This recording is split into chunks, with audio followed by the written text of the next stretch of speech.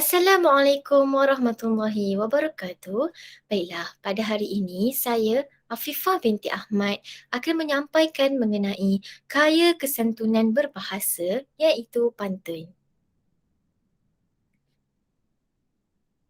Baiklah, berikut merupakan isi kandungan yang saya akan kupaskan, iaitu yang pertama, konsep kesantunan berbahasa, yang kedua, konsep pantun, yang ketiga, fungsi dan jenis pantun, yang keempat, isu kesantunan dan cara menenganinya, yang kelima, kepentingan pantun, dan akhir sekali yang keenam, penutup. Baiklah, sebelum saya mengulas mengenai pantun, saya akan menjelaskan serba sedikit mengenai kesantunan berbahasa. Kita pergi kepada konsep kesantunan berbahasa. Kata santun merujuk kepada halus, budi bahasa dan budi pekerti, beradab dan sopan. Maka kesantunan berkait rapat dengan sifat kehalusan budi bahasa atau budi pekerti atau kesopanan. Selain itu, bahasa menunjukkan bangsa. Baiklah, macam kita tahu, orang Melayu memandang tinggi terhadap bahasa.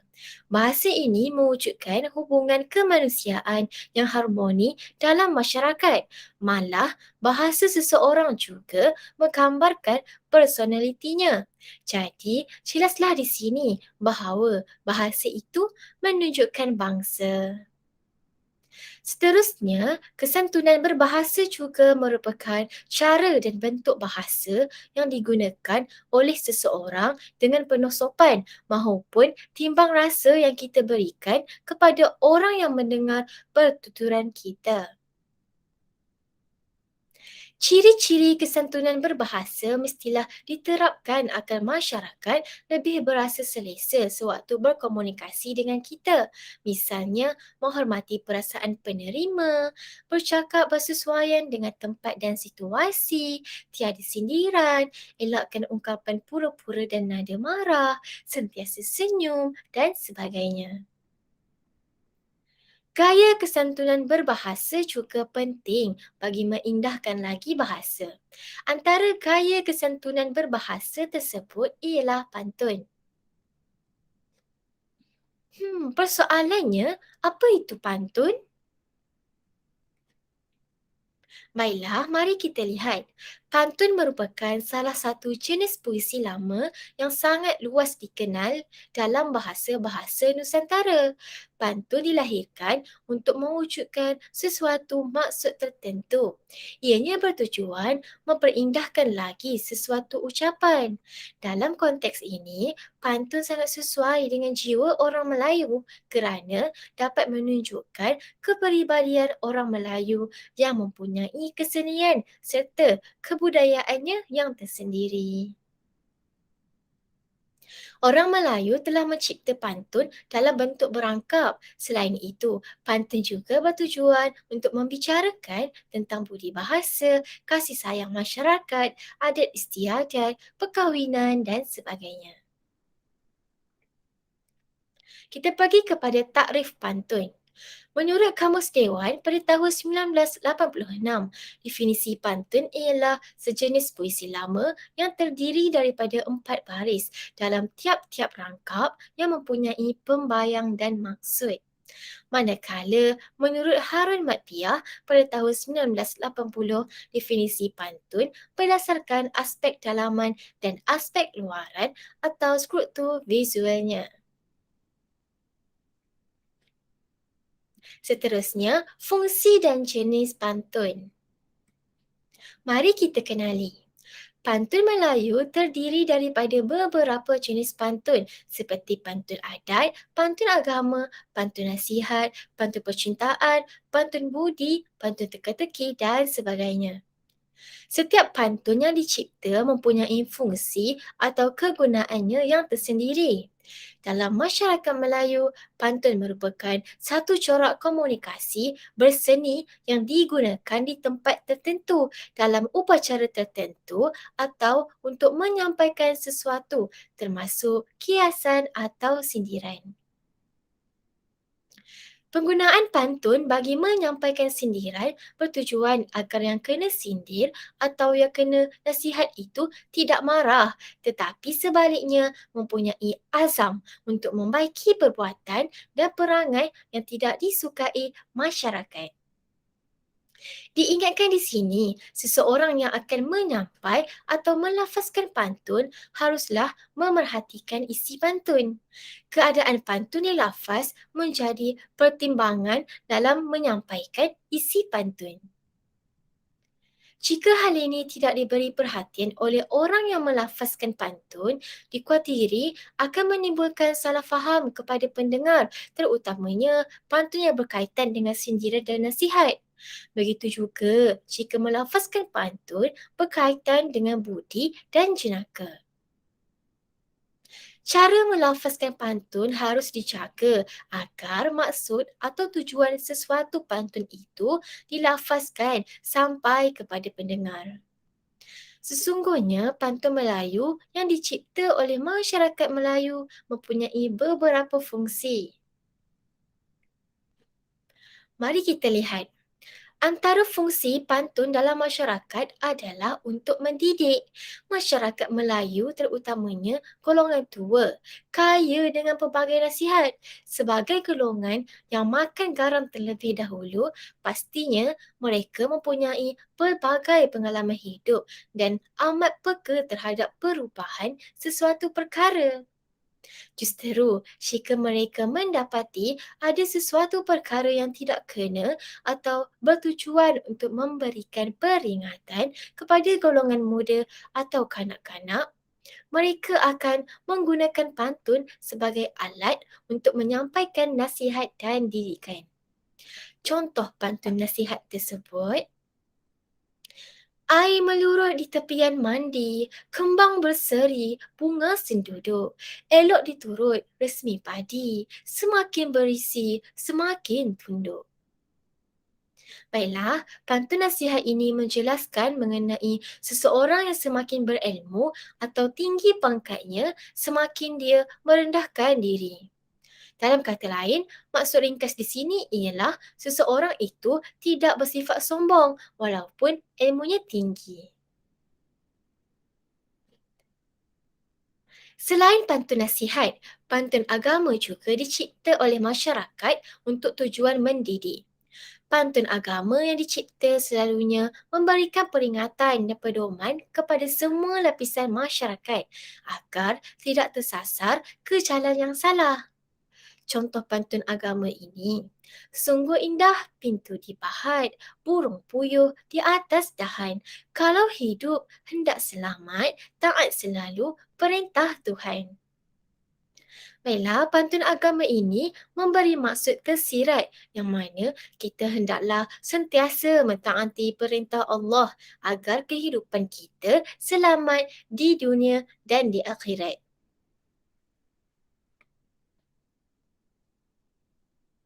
Seterusnya, pantun kasih sayang. Pantun kasih sayang ini bertujuan bagi meluahkan perasaan kasih sayang atau rindu dalam kalangan masyarakat Melayu tanpa kira batasan. Pantun-pantun sebegini akan disulami dengan kata-kata yang indah, berbunga-bunga, puji-pujian yang menggambarkan perasaan kasih sayang, cinta dan rindu yang mendalam. Sebagai contoh, ribu-ribu pokok mengkudu, cincin permata jatuh ke ruang. Kalau rindu sebut namaku, air mata jangan dibuang. Pantun ini menggambarkan nasihat orang yang melafazkan pantun kepada pasangannya yang kerinduan tidak kira sama ada pasangan kekasih atau suami isteri atau anak kepada ibu bapanya.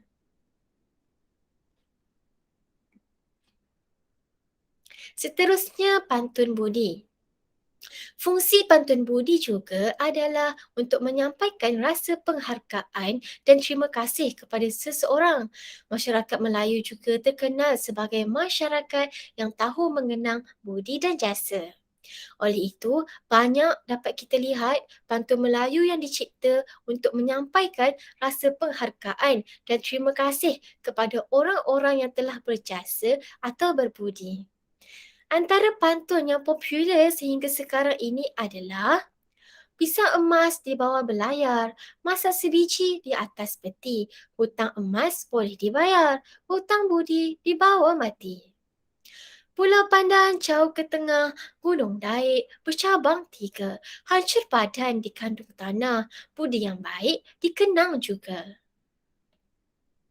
Kedua-dua rangkap pantun di atas memperlihatkan masyarakat Melayu zaman dahulu memandang tinggi orang yang berbudi lebih daripada segalanya. Seterusnya, fungsi pantun yang lain juga adalah untuk adat istiadat. Masyarakat Melayu sememangnya mementingkan adat istiadat dalam kehidupan seharian.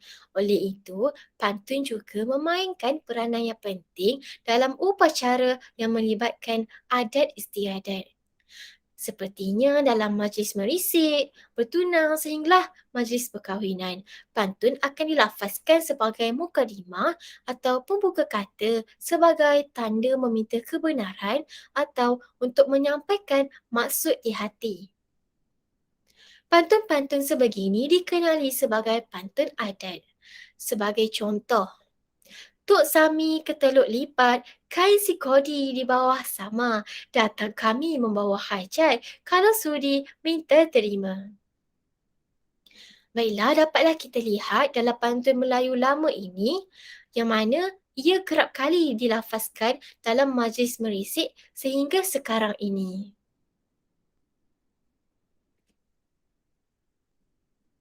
Selain itu, pantun juga digunakan untuk sindiran. Pantun juga digunakan oleh masyarakat Melayu untuk menggambarkan rasa tidak puas hati terhadap sesuatu dengan bahasa yang berselindung atau dengan kata lain secara tidak berterus terang. Melalui pantun, masyarakat Melayu dapat menyembunyikan perasaan sebenar sama ada kesal, kecewa dan duka cita terhadap sesuatu dengan penyusunan kata-kata yang indah. Hal ini bertujuan bagi mengelakkan berlakunya pertelingkahan dan akhirnya mencetuskan pergaduhan antara mereka. Perhatikan pantun sindiran Melayu lama di bawah ini yang masih kita gunakan sehingga sekarang. Buah langsat kuning mencelah, senunduk tidak berbunga lagi. Sudah dapat kading bertuah, tanduk tidak berguna lagi. Baiklah, pantun ini menjelaskan mengenai seseorang yang tidak menghargai kawan lamanya setelah berjumpa dengan kawan baru.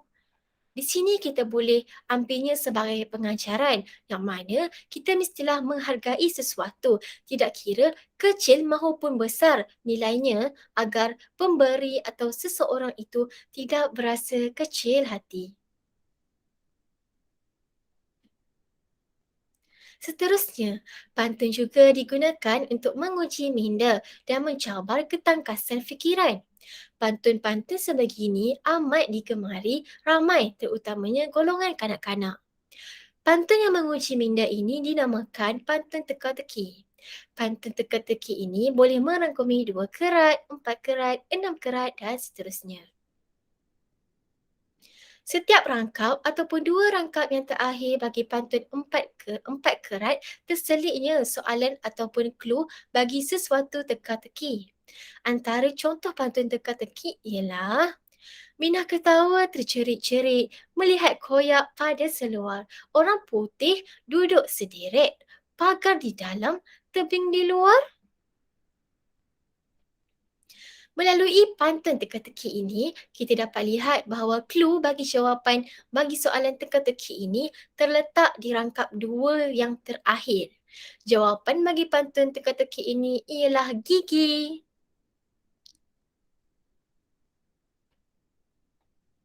Seterusnya, fungsi pantun yang lain juga ialah bertujuan untuk hiburan. Pada zaman dahulu, masyarakat Melayu akan berhibur dengan melafazkan pantun-pantun bersifat jenaka atau mengusik.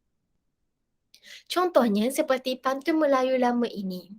Tuan Puteri memasang panjut. Dayang tolong menghalau lalat. Kucing tidur bangkit terkejut melihat tikus pandai bersilat. Baiklah, pantun hiburan ini sebagai lawak jenaka bagi masyarakat terdahulu. Seterusnya, pantun perpisahan. Pantun perpisahan boleh menjadi ungkapan sedih ketika berpisah dengan seseorang. Setiap pertemuan pasti ada perpisahan. Banyak pantun perpisahan yang penuh bermakna dan memberi kesan kepada kita. Yang mana ianya bisa kita ungkapkan kepada orang terdekat saat kita ingin berpisah. Contoh pantun perpisahan, kalau ada sumur di ladang, boleh saya menumpang mandi. Kalau ada umur yang panjang, boleh kita berjumpa lagi. Pantun ini selalu digunakan dalam majlis perpisahan. Seterusnya, pantun yang terakhir adalah pantun patriotik. Pantun patriotik ini sering diungkapkan sebagai simbol perpaduan dan patriotisme rakyat Malaysia. Setiap tahun, sambutan Hari Kemerdekaan Tanah Air diraikan dengan pelbagai cara. Antara tradisi yang tidak boleh dilupakan adalah dengan mengungkapkan pantun sebagai salah satu cara menggambarkan kecintaan kepada negara. Contoh pantun patriotik. Laungan keramat di Stadium Merdeka, berhimpun rakyat pelbagai bangsa. Negara kita sudah merdeka, jasa pemimpin jangan dilupa. Baiklah, pantun patriotik ini penting sebagai inspirasi kepada kita untuk menzahirkan rasa cinta kepada negara. Seterusnya kita pergi kepada isu kesantunan dan cara menanganinya. Kesantunan berbahasa semakin luntur dalam masyarakat. Pada era ledakan teknologi ini, keutamaan tidak diberikan lagi kepada kesantunan berbahasa, terutamanya dalam bersosial. Penggunaan bahasa yang suka membanggakan diri, memaki hamun, memfitnah, mengejek dan merendahkan orang lain semakin kita lihat di media masa. Perkara ini jelas menunjukkan penghakisan budaya ketimuran dan kesantunan berbahasa selain menggambarkan peribadi bangsa yang negatif. Generasi hari ini boleh menggunakan bahasa singkatan untuk bersosial terutamanya dalam teknologi. Perkembangan teknologi maklumat dan komunikasi menyumbang kepada penggunaan perkataan singkatan dengan meluas. Contohnya, penggunaan EQ yang membawa maksud EKU, aku, ataupun X yang membawa maksud TIDAK, tidak. Kesannya, isu kesantunan berbahasa memberi impak negatif kepada bahasa, sosial maupun budaya. Dalam perkara ini, ibu bapa berperanan penting dalam mendidik anak-anak mengenai kesantunan berbahasa bagi menghadapi isu kesantunan, misalnya menerapkan kesantunan dalam kehidupan seharian. Ini penting kepada generasi muda ini supaya mereka dilatih dengan disiplin dan pertuturan bahasa yang sopan, tidak kira di mana mereka berada, terutamanya ketika berkomunikasi sesama masyarakat, sama ada di media sosial maupun depan khalayak ramai. Selain itu, pihak sekolah juga bertanggungjawab memantau para pelajar dari segi tingkah laku serta peradaban mereka, terutamanya sekali dari segi pertuturan dan bahasa yang diucapkan semasa mereka berada di dalam dan di luar sekolah. Oleh itu, sekiranya semua pihak memainkan peranannya, maka isu kesantunan dapat ditanganinya. Kita lihat kepentingan pantun. Yang pertama, pantun dapat disulami dalam puisi Melayu yang lain bagi mempelbagaikan ungkapannya. Contohnya dalam nyanyian rakyat, gurindam, bahasa berirama dan sebagainya. Yang kedua, pantun juga membantu mempertingkatkan daya estetika iaitu keindahan puisi-puisi lain serta menjadi pemanis kata dan peindah bicara dalam ungkapan-ungkapan bahasa yang puitis. Dan yang ketiga, pantun juga melambangkan budaya tinggi dalam ciptaan sastera.